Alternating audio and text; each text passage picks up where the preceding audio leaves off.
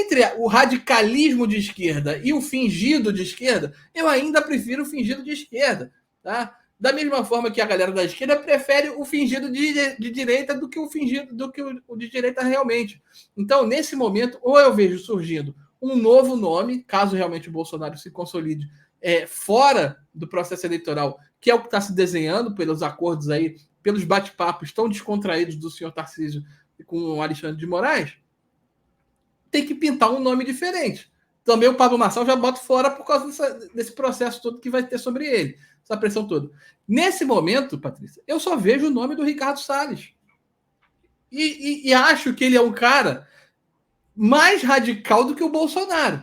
Quando eu digo radical, não é radical de botar todo mundo no paredão, não é isso. Mas de convicto dos ideais de direita, um cara sério, um cara que sabe o que quer, entendeu? Então, eu só vejo essa solução para o Brasil. Ou a gente vai para o pau, com um cara que realmente é um político experiente, um político que tem nome nacional, que tem peso, que tem experiência como ministro e que é convicto. Então, eu acho que a gente está numa situação, está numa sinuca de bico. Ou a gente cede para essa laia do Malafaia, Tarcísio, Valdemar. Pois é. Ou a gente escolhe, de repente, um cara que foi rejeitado nesse momento pelos acordos políticos.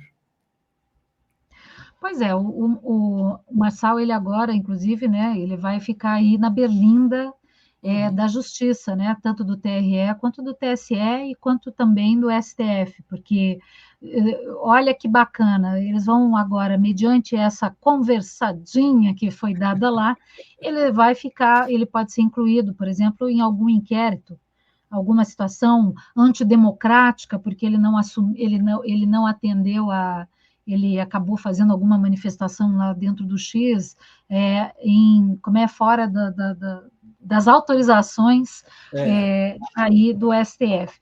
Então, a gente vai ter que realmente aguardar. O importante realmente é que a gente tenha aí, que a gente comece realmente a pensar a gente comece a pensar na tal da terceira via, num nome, pelo menos começar a formar alguma coisa. Pensar, Patrícia, eu acho que não é nem pensar a gente perdeu muito tempo. Eu acho que tem que trabalhar, na verdade, o nome dessa pessoa. A gente fala, que quando você fala assim, porque eu tenho que pensar numa terceira via, parece assim que a gente está cometendo um pecado mortal contra o Bolsonaro. Não, muita gente já é dessa forma. Então, mas o que acontece? Na realidade, o Bolsonaro está inelegível, ele teve essa perda de capital político dele com o Marçal, forjada, inclusive, pelos caçabes da vida, pela turma dessa coligação toda que fez aí a partir do Nunes, porque todo o problema, mesmo que tenha sido nacional, o ninho da cobra foi São Paulo, né? Ali é onde está o grande pepino, ali, com essa vinda do Marçal e tudo mais. E aí, como é que vai ficar lá na frente, vamos dizer que eles não, e que realmente aí, se Marçal tem razão, tem algum pedido de prisão para Bolsonaro, e agora eles resolvam realmente levar adiante tudo isso, claro, e encerrar com tudo isso, né? Com toda essa dinâmica que o presidente tinha, essa força política e tal, e eles resolvem aproveitar eventualmente de uma fragilidade para tornar factível a prisão dele. Aí eu pergunto para vocês, ou seja, a gente vai ficar... E outra coisa, existe um fator também chamado idade, existe um fator chamado saúde, existem fatores ali que o pessoal muitas vezes esquece. É a mesma coisa que um Lula, o pessoal acha que ele vai viver para sempre. Vocês acham que a esquerda não tá já preparando uma janja da vida para assumir um cargo lá na frente?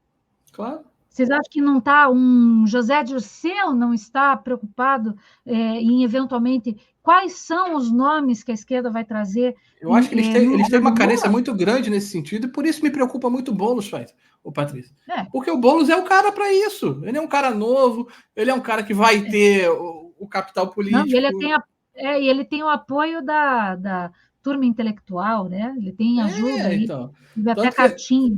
Tanto que a votação dele entre a galera mais beneficiada financeiramente foi altíssima. Então, é isso que me preocupa. Isso que você falou, que as pessoas consideram um pecado você questionar uma terceira via por ser uma afronta ao Bolsonaro, eu concordo plenamente com você.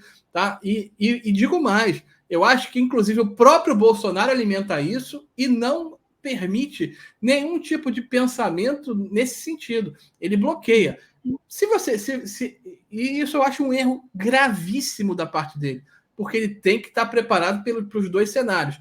Obviamente, essa definição propositalmente não vai acontecer muito cedo, porque ele sabe que se o Bolsonaro realmente estiver fora do pleito, fora da corrida eleitoral, vai ter tempo para que haja realmente essa preparação. Eles estão ganhando tempo e vão fazer propositalmente para que isso fique em cima do tempo, em cima da hora, para que não haja como você criar essa alternativa. E eu digo que ele falha, por exemplo, já citei o nome do Ricardo Salles, e digo, se o Bolsonaro está tão inseguro de perder a hegemonia da direita, de perder o controle da direita, que na cabeça dele ele tem, ele nesse ponto, ele se acha, assim como o Malafaia, o dono da direita, por que ele não prepara o Eduardo?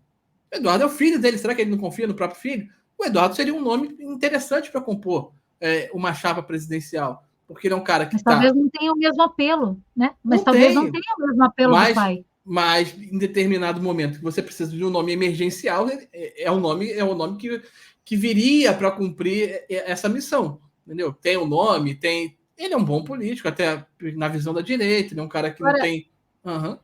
Vamos lá, faz uma análise aí, faz um comparativo, agora, seja bastante sincero, como você sempre é, mas faça um comparativo entre o Eduardo Bolsonaro e o Tarcísio em termos de imagem. Como é que as imagens foram construídas em relação, desde que o Tarcísio começou como político? Sob qual ponto de vista? Do ponto de vista da mídia ou do ponto de vista... Veja só, o Eduardo é um cara extremamente combativo. Ele é um cara que teve na frente de todo mundo aí, ainda está na frente das pautas nacionais. E assim, eu gosto do Eduardo, eu gosto do jeitão dele, eu gosto da maneira como ele se manifesta. Eu tenho várias afinidades com aquilo tudo toda a atuação dele. Agora, se você veja, o Tarcísio veio correndo pela lateral e agora, bem pouco tempo atrás, quais eram os nomes que estavam sendo discutidos para 2026? A pergunta não era sobre o Eduardo, e sim a pergunta era era o Tarcísio e o Zema. Sim. O Tarcísio e o Zema. Sim. Ou seja, não tem nada a ver, não tem, ou seja, eles vieram construindo o Tarcísio por uma lateral do cara bonzinho, do cara interessante, do cara, é o que eu já falei, do cara que tem todas as qualidades aí para ser o próximo presidente da República, e agora o bichão está mostrando as garras. E o bichão está mostrando as garras. Ele para mim, está mais do que evidente quem é o Tarcísio. Claro. E vale lembrar, ele já dialogou com o Lula, trabalhou com a Dilma. Muita gente não lembra disso, porque a mídia faz questão de fazer uma lobotomia na galera, mas ele já trabalhou com a Dilma. Ele foi lá conversar com o Lula, de bater papo. Não, tem que ter. Claro que ele é o presidente, ele é um governador. Ok, que façam os diálogos em favor do Estado, concordo. Mas precisa ficar de abracinho, agrado, risinho, abraço, meu best friend. Então, com o Alexandre de Moraes, a mesma coisa. E vale ressaltar que esse escândalo aí explodiu e disseram que houve essa reunião no dia 4, ou seja, na antevéspera de uma eleição, onde ele é diretamente interessado no processo que o Alexandre de Moraes interferiu, como você bem citou na questão do Twitter aí, do Paulo Marçal. Então a gente tem que entender que não tem santinho nessa história, não tem essa de bonzinho e malzinho, um é um santo, o outro é coisa ruim, não tem nada disso. Tá? E quando a gente tiver que questionar e criticar o Bolsonaro, me desculpa, meu amigo, a gente vai fazer isso. Tá? A gente vai fazer isso porque nós não temos compromisso com nenhum partido. A nossa vantagem aqui é justamente essa, nós não temos rabo preso com ninguém. Então, se tiver que dar-lhe mais pauladinha de vez em quando, sim, daremos, porque somos livres e independentes. Graças a Deus, esse é o preço que a gente tem.